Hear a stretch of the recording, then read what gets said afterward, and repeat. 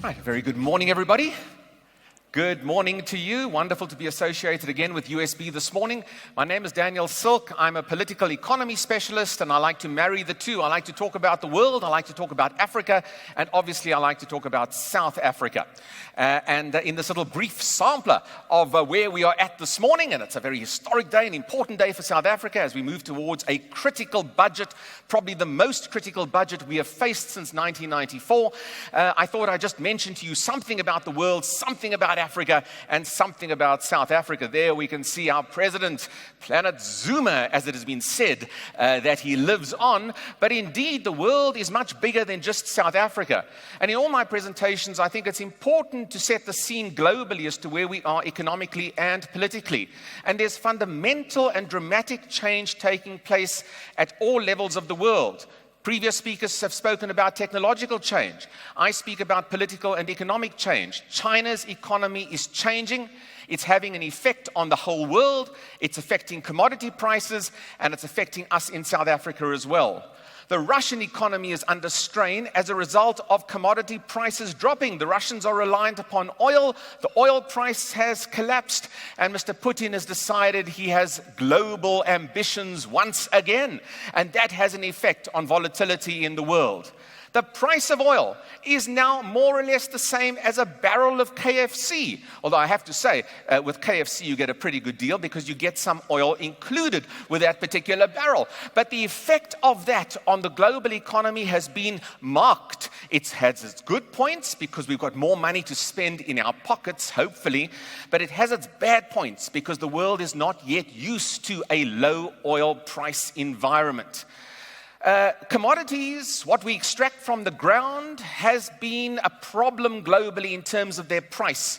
And that commodity cycle has taken a nosedive. And that means here for us on this continent, and I do a lot of work on the African continent talking about Africa's economic fortunes, it's going to be a much tougher year for Africa this year than it has been in the past decade. And you can just see in terms of the figures, the exports from this continent to China alone are down about 40% last year as a result of a slowing Chinese economy and the changing nature of that economy as well. And if you think that's not enough volatility for you, my friends, it's an election year in the United States this year, and that creates a degree of uncertainty as well as Americans decide who they might like to represent themselves in the future. So listen, it's not just about South Africa, it's not just about Nhlanhla Nene and Mr. Van Rooyen and President Zuma.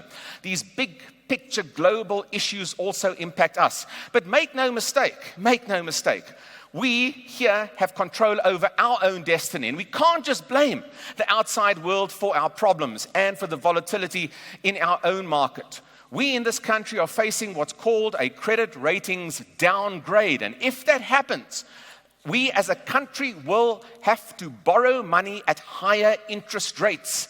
It will have a knock-on effect in terms of a decline in the value of the rand and, of course, on inflation, which then affects the interest rate cycle. And I talk about that when I talk about the South African economy. We've just got the graphs going in the wrong way. We've got employment spiking, and we've got our growth rates, those GDP growth rates, declining. That's what we have to reverse in South Africa, and that's what I talk about when I do my talks about South Africa's economy. And then, if that's not enough in terms of entertaining an audience on all of these issues, the South African political scene becomes curiouser and curiouser, my friends. Jacob Zuma is at his weakest point in his presidency as a result of a variety of issues, but the Nkandla issue makes him politically weaker than before. And opposition to Jacob Zuma is changing and mutating. New young characters, there they are, last week at the State of the Nation address, chomping at the bit, in a sense, to have their piece of the action to attack the president. And they did. And we're having local government elections in a few months' time, where these two actors and players and political parties will be vying for increased support, so changing and mutating the South African political structure.